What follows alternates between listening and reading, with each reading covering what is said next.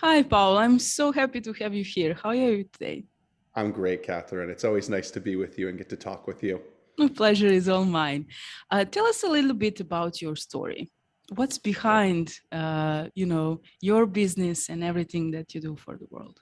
I'd love to share that, and I do share it oftentimes with people that I work with. I think it's important for people to know that about how we got where we are. Those Mm-hmm. are important stories. So I'm 48, just recently turned. I'm a father of four. My leap into the field of psychology was an interesting one. My parents got divorced when I was pretty young, and this was in the early 80s, 1980s. My mother introduced me to a psychologist at the time, and we were doing mainly play therapy. And I just thought at a very young age, this is so interesting. This is so different to sit with an adult who gets to know me and understand me. I thought it was. Mm-hmm. I thought it was so many different things. Mm-hmm. When I got to college, it was interesting. I was thinking about what field I might pursue. My whole family, there's a lot of business, there's a lot of sales, accounting. My grandfather was an accountant, my brother a CPA. And I just thought to myself, should I do the things that everybody else did in my family? But when I got to college, I started taking classes at Rutgers University in psychology, and the light bulb turned on for me. I wasn't a great student in high school, but in college, taking courses in psychology that I connected with just really brought out my personality and tapped into who I am. I've always been fascinated with human behavior, why we make the choices that we make, the consistencies and inconsistencies of who we are, people in general. So I'm always kind of analyzing myself and other people in the world. And I love this field. I've been doing it almost 20 years now. Whether I'm working with children or families or adults, the opportunity to help somebody bring out their best is one of the best privileges in the whole world to me. And every time I meet with a new patient or family, it just rejuvenates and re-excites my reason of joining this field. I couldn't see myself doing anything else in the world. Isn't it so beautiful? And I have to share my thoughts about when we first met. You always do everything with smile. And, everyone who met you in our community said the same. So I want to thank you for making this world a little bit better place. And Thank I'm you. very honored for the opportunity to have a chance to work with you. I don't even know if you are aware of that, but the day shines up when you show up. And I want you to know that. That Okay. means incredible amounts to me. Thank you so much. I'm not the only one. Okay. I'm not the only one who said that. Thank So you so much. let's get a little deeper. Uh, Yeah. what gets in the way when someone doesn't realize their whole potential and everything that they can become in the world? Yeah, yeah. I mean, as human beings, we're really complicated creatures. Our ability to process on so many different levels and what our brain can do is just incredible, but also it can weigh us down. Mm-hmm. So where I start in a lot of my work with people that I'm doing counseling with is kind of looking at their thought patterns. Mm-hmm. Events happen in the world. How do we react to that from an emotional standpoint, but also Mm-hmm. what kind of thoughts do we create in our head? One of the biggest roadblocks Mm-hmm. for many people is kind of the negative thought patterns that we get into. And a lot of this comes from what we call like our core beliefs, things that we walk around Mm-hmm. inside of ourselves, whether we're aware of it or not. We kind Mm-hmm. of have beliefs about relationships, about work, about a variety of areas that we interact with all day long. And when experiences happen, how do we kind of process in our mind what's going on? And temperamentally, some people tend towards, being very positive in the way that they approach things. Their language might be very positive when they describe an event that's happening or has happened to them. Mm-hmm. And other people might use very strong negative language or negative thoughts. When Mm-hmm. somebody says something like, yeah, that went terrible for me. I'll never be able to get that right. Or, yep, here we go again. Right back in the same cycle. But Mm-hmm. we don't realize the power of that kind of thinking. That kind of propels us to the next experience that we have and already almost sets us up and primes us for Mm-hmm. maybe a negative experience before we even get there. Mm-hmm. So a lot of the work that I try to do with people in the beginning of counseling is helping people realize those patterns. And sometimes people are really aware of them. Sometimes people I work with say, wow, I never stood back and looked at that. I just do that reflexively and think Mm-hmm. about things in a negative way. And then they kind of separate themselves from the thought and they say, wow, I really see the emotional impact that has and Mm-hmm. also the behavioral impact Mm-hmm. what kind of action I take or don't take, you know? Mm-hmm. Mm-hmm. Because part of kind of growing in this world is challenging ourselves, putting things in front of us to step out of our comfort zone. That's how we grow. That's how we progress in this world. Mm-hmm. And if we're walking around with negative thoughts or negative beliefs about ourselves, it's like quicksand pulling us down. It's so hard to get up Mm-hmm. and get out of that. So when you recognize those negative thought patterns and you start to work with them and work through them, Mm-hmm. you shed a lot of weight, emotional baggage, and Mm-hmm. negativity pulling you back. Mm-hmm. Mm-hmm. When you say core beliefs, that most probably happens on subconscious level, right? Yeah, I think it does. I think Mm-hmm. it does. Mm-hmm. Yeah.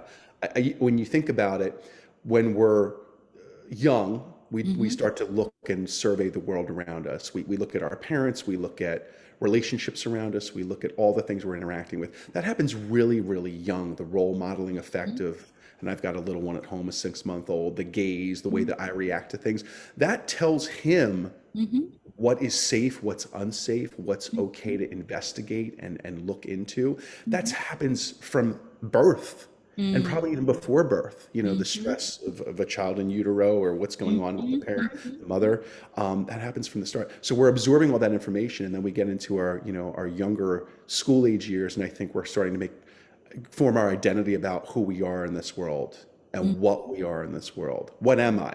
Am I an athlete? Am I a good reader? Am I good at listening? Am I good at Mm-hmm. helping people? Am I good at math? And it goes on and on. That kind of backdoors the idea of multiple intelligences, Gardner's idea of multiple intelligence, which is such a popular theory. And I believe so much in it. We start to tap into those abilities and thinking of who we are. And our beliefs have so much to do with that. I believe I can progress through a challenge, or I believe I can't do it and I need to quit Mm-hmm. right away because it's uncomfortable. So Mm-hmm. we do really do that. And then, like you said, Catherine, they do become subconscious because over time we do so much thinking about that, it Mm-hmm. becomes reflexive to think that way. We're Mm-hmm. doing it without even realizing it. We're processing information through our core beliefs without even knowing it. Mm-hmm. This is so powerful. I am sure many people don't even realize that and are not awakened to the fact that they actually can change their life, but just reflecting to their own belief system Yeah, and change it. yeah, But what mentally separates those people who are able to yeah, overcome anything in their life and yeah. succeed and those who actually don't? Yeah. Yeah, I was thinking about the comparison they make between the elephant and the goldfish, even though I Uh-huh. think they said the goldfish recently they realized has a longer memory, but still for the sake of the saying, they say the goldfish's memory is about 10 seconds, the elephant can remember for forever. Mhm, mhm, I think that for things that we struggle on and mhm, challenges we run into, it's good to have not a great short-term memory, not be focused on the problem itself, but kind of moving through and shedding some of that weight around the negativity and the negative beliefs. So, when people work with me and they're talking about past incidences or problems, I mhm, try to say, all right, like we're going to talk about that, but we're not going to spend too much time on that. We're not going to spin our wheels. We're going to talk about the present and the future. How are we going to mhm, change things for the future? How are we going to mhm, change your language and your thinking so that you're not always using those catchphrases of, well, that went horribly, or I can't, here we go again. We mhm, get that in our head, we get stuck. So the folks that really tend to actualize mhm. spend less time thinking about whatever negative thoughts they have. I mean, I think we all have them. It's Yes. it's a Mhm, human condition to face a challenge and say, "Wow, this is really difficult." Like that would make mhm, us not human if we didn't. But it's the people that don't spend too much time going round and round with that and kind of move past it through their language, through their thinking. mhm, A popular term in cognitive behavioral therapy, which is what I do a lot of with patients, is cognitive restructuring. You take a thought that's so negative and you try and either make it less negative and less absolute, or if possible, if the thought isn't super overwhelming, you make it more positive in general. And mhm, that helps us just pull us through into the next step of what can we do to problem solve.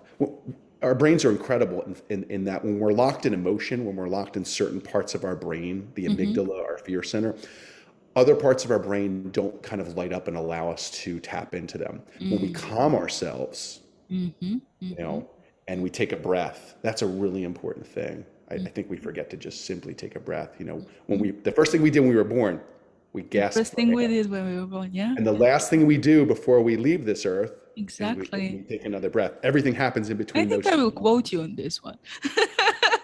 I will quote you. Sure. But it's an important thing. It's such a simple thing, but Yeah. we forget about breathing, we do. And the breath is so important. I was doing some personal training. I started doing some boxing about 6 months ago, which has been incredible for stress and just a great workout. And this morning I was facing a challenge with my trainer, and he said Mm-hmm. to me, Paul, you're not breathing. I said, yeah. I said, you know why? Because I'm doing something new right now that we've never done before together. And Mm-hmm. I'm thinking about, can I do it? What Uh-huh. if I do it wrong? And I Uh-huh. said, when people get stressed, the first thing they forget to do is breathe. It's Exactly. incredible. But we Exactly. have to breathe. But we Mm-hmm. tighten up, we tense up. And when you tighten up and tense it up, you're creating emotional reaction in your body. And that primes your brain to say, something's wrong. Be afraid, survive. Mm-hmm. The problem is, in 2021, sitting here today with you, there are very few things that are about survival for us right now. They Exactly. feel like survival, and our Mm-hmm. brain labels them survival, but they're not. We're treating it as if survival. And when I was working out this morning, my brain and body was saying, you're in a state of fear. You're in a state of survival. I wasn't. I was working out with a trainer in my driveway, and everything was fine. Exactly. So again, letting go of that emotional stress, finding ways to create balance in our lives is incredibly important through exercise, Mm-hmm. through mental discipline, through creating and bringing up natural challenges in our lives. We need to create opportunities to face the things we know we don't do well. Mm-hmm. I am not good at putting together things that come out of a box. My wife and I laugh about this. Whenever something shows up that needs to be put together at home, I look at her, she looks at me, and she says, you need to do this. This is important. And I agree with her. I take a deep breath and I say, all right, I'm going to open up these instructions and I'm going to do my best rather than I can't do this. If I say I can't do it, I might as well leave it in the box. I might Mm-hmm. as well not even go get a tool from the garage. There's no Mm-hmm. point. Yeah. Mm-hmm. That reminds me of my husband too. What He and we I can form a support group together. yeah, we could. He was he was reading the instructions for Toyota like just before he left, and he was like, oh my god, it's so complicated, and so he left. Right. Yeah, but that's like his belief, but yeah, he's driving the Exactly. car anyway. Right. So, Right. Well, think about that. That just by that simple sentence, it's so complicated. mm, If you say it's so complicated, however, I know I can do this, or I've done things with other cars in the past. yeah. You're already bringing down your emotional resistance, which means the other parts of your brain, that this wonderful, incredible brain inside of our heads that can do so many things, Mm-hmm. allows it to, we allow ourselves to express those abilities, Mm-hmm. you know? Mm-hmm. And that's what self-actualization is all about. It's Exactly. about what we have as abilities inside of us, and we all have them, whether we've tapped into them or not. But it's also about creating the right environment to express those abilities. Mm-hmm. We as human beings create the barriers. We put the stress in front of ourselves. We Mm-hmm. allow the negative thoughts to expand, and then we don't take action, or the action we do take is avoidance, and then we believe that we can't do things. It Mm-hmm. becomes a self-fulfilling prophecy. You don't need to be on that hamster wheel. Mm-hmm. You can be on another one. And going back to your original question, what can people do? Every day, if they can be in touch with some of their core beliefs they need to work on, every day, if they can be set some goals and have some self-discipline around a few things. You don't have to walk through your whole day thinking of this stuff. Mm-hmm. That would be impossible and not really authentic to being a human being. But trying to have some sort of center Mm-hmm. around this each day to remember the effect of this, that's 50% of it right there. Exactly. Yeah. Mhm. When we decide. Well, now when Exactly. I'm listening to you, and I am sure that audience will feel the same way, I just confirm what I said at the beginning. Your energy and the way how you present things is incredible. We worked together for the last month or so, and you will soon be in Microsoft Soft Skills community. If you allow me, I would like to announce that. And I'm so happy and proud about that because I know the topics will be around the topics we just spoke about. And I truly believe that people, especially on high corporate ladder, needs to understand this Yeah. because they don't affect just themselves and their families, but so many people who are working with them and who are their employees. So it's not just about the personal level, it's a ripple effect that we, if we work on ourselves actually affect positively or negatively our family, our coworkers, our environment, right? So it really Absolutely. can be a ripple effect to change the society. I always have that utopic idea, but maybe it's possible. I so agree. When you asked before about coming into this field, that's another thing that I so wholeheartedly believe. When I'm talking with people, I try to really get across to them that the little things that you do for yourself and others have this effect. Dropping that rock in the pond, the Mm-hmm. little ripples, like you said, do spread out. And I think it's such an important thing for us to remember. If you can keep that in mind, you Mm-hmm. become so much less self-focused and so much Mm-hmm. more other-focused. And I know I'm kind of sounding on my soapbox a little bit in this world right now, thinking Mm-hmm. about the pandemic and all the things we've been through, but that's the way we can start to overcome these challenges, not seeing ourselves in, I call it a silo. A silo holds just grain and things like that. It's got round walls or, and it's enclosed and it just stays by itself. We Mm-hmm. are not silos. We have the opportunity to affect so much change in the world. And that's one of the biggest things that probably, maybe that's part of my personality or just something that I believe as a core belief myself. Whenever I start to slip into some sort of self-focus or selfishness, I kind of think about what good can I do in the world and why am I slipping into something that's so focused on me right now. So I try and direct something out. I try and think of something my family can do philanthropically in our community, or somebody that I can reach out to and call on the phone that I haven't spoken to in a while and say, hey, how you doing? Like all those things, little or big, have such huge impacts because Mm-hmm. that person does something for somebody else. It's the pay it forward kind of idea. Exactly. If we lose focus on that as human beings, we're in real trouble. But I really Exactly. believe that each of us have the ability to tap into this. We just need to get out of our own way and stop focusing on the things that we make so big that aren't as big as they need to Exactly. be. Exactly. I love this. Now we're going to have a little bit of fun. Hmm? Okay, let's do it. No pressure. You know what's expecting you. I will ask you three quick questions, Okay. fiery questions, and you have like 10 seconds to answer to me, and you will hear Okay, get the when the ding. I time love is it. up. Okay. All What's your right. favorite book? So my favorite book would be J.D. Salinger's Catcher in the Rye. Ah, Um, and the but I want to hear why. Okay, so and I know this is a book that in the United States is usually given on a high school level. It's not a complex literary read, but I'll tell you why. Because the character in that book, Holden Caulfield, I connected with it in such a big way when I read that in high school. A teenage young adult kind of trying to go to that next level, but questioning and doubting, but having new experiences and going and doing Mhm. things he's never tried before. It reminds me a lot of myself in the later years of high school and especially college when I was broadening myself. Mhm. And it makes me think again about being a psychologist, the importance of going out and having experiences, challenging yourself, challenging your beliefs, meeting all kinds of different people, and not judging situations, allowing them to unfold organically so you Mhm. grow as a person. It's Whenever I beautiful. tell people that book, they kind of like look at me and I say, "Well, let me give you that explanation." And then they say, "Okay, that makes a lot of sense." I said I want to know more. Yeah. The second one, what do you like to do at your spare time, if you have any, because you're a Yeah. father of four? I am a father of four little kids, and they keep me busy. I do love being a dad. It's a big passion, but it is important. If I'm going to speak to people about balance and self-actualization, I have to live that myself, right? I can't be Exactly. hypocritical. Yeah. One of my favorite things to do outside of being a dad and a husband is playing baseball. I play baseball from April through August. I co-manage my team. My co-manager Josh would be mad if I said I manage, so I have to say I co-manage because we manage it together. Hi, And Josh.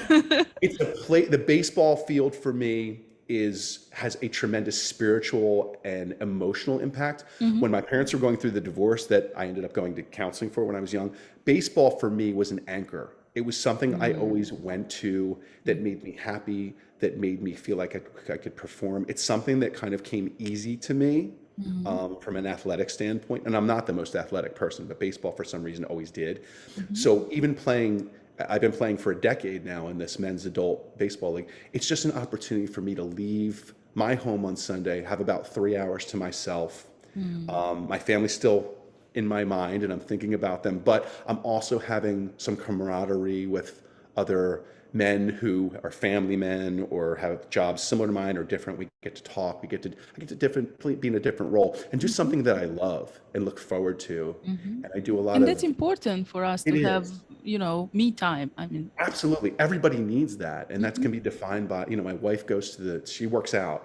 The gym is her temple, mhm, and her refuge. And mhm, that's not for me. Working out to me is just important for health and mhm, releasing stress, but I don't get the same feeling. But the feeling she gets from doing that is the same as that smile, that relaxation, that looking mhm, forward to and anticipating mhm. is the same way that I feel about baseball. It's so beautiful for both of you. And Thank you. uh, tell me, what would your advice be for someone, let's say now in a business world? They are like high achievers, Yeah. but they are kind of, afraid and they want to step into their own greatness. Yeah. What would you, as their therapist, search for the first and work on? Yeah, yeah. There's so many answers to that. It's a great question. I think that, like I was saying before, it is important to challenge yourself. If you want to grow in your role, in a corporate situation or a small business or whatever it is, Mhm. the process is kind of the same. I'm asking for a friend. So I would say, I would say, start with challenges that are, get momentum. Start with some small challenges at first. Mm-hmm. You need to, I always say that changing a behavior is a chain, and a Mm-hmm. chain has many links in it. Mm. When you look at one link, you kind of say, oh, that didn't really move much. It didn't, you might have to hold a microscope up to it to see Mm-hmm. a slight movement. But when you put together many chains of movement, there's a Mm. distance. Mm-hmm. Now, we only reflect on that after we've moved a foot or two, right? In the Mm-hmm. moment when we're doing the heavy lifting and challenging ourselves, it's hard, but that's what's supposed to happen. Don't look at challenges Mm-hmm. as a problem or something you can't. I always try to say, turn a challenge into an opportunity, always seeing Mm-hmm. it as each person on the face of this earth has something within them that they can Mm-hmm. achieve. Mm-hmm. That's what we're here to do. We're supposed to do that for ourselves and for others, like we were saying before. Mm-hmm. So keep that in mind, create those small opportunities, and small events that can move you forward. I really believe highly in corporate situations in trying to develop mentorships, Mm-hmm. Mm-hmm. developing close relationships with people in that corporate structure that you trust and you feel comfortable with and you can Mm-hmm. talk with. Not a counseling or therapist kind of relationship, but someone that you develop a nice relationship with that you can go to and bounce things off of, and they can share advice, and it's such a win-win, because when that person teaches you, they learn things about themselves, and just the synergy is great. Exactly. I Yeah. really believe in that. So I would say those kind of things are really important Beautiful. to keep Have in you mind and noticed that develop. I skipped the 10 seconds rule? Yes, yes, we've I mean, totally I'm the host. avoided I the can do ding. that. I think you put your bell away. But Yes, that is I'm a talker. That's one of the no, problems. I can't that is stop because talking I sometimes. could I could listen to you like 24/7. So if you were thinking about public speaking or if you will do that or whatever, yes. Okay. I want to do Absolutely that. I want to yes. further that part of Because my, you're that's part of my captivating. self-actualization. Yeah, I want to, Exactly, exactly. yes, You are yes. captivating. Your knowledge is so vast and you are so wise in everything that you do. And I'm really honored to share this space with you. And I'm grateful that we have the opportunity to hear you here. But if someone wants to reach out to you, if they want to get in contact with you and maybe hire you, what's the best way? So there's a few ways they can do that. Part of our presentation, my presentation today with you and our talk, is I am offering the opportunity to do a free 15-minute consultation. Mhm, Folks that listen to this can schedule through Calendly, mhm. and see some openings in my We will calendar. share the link.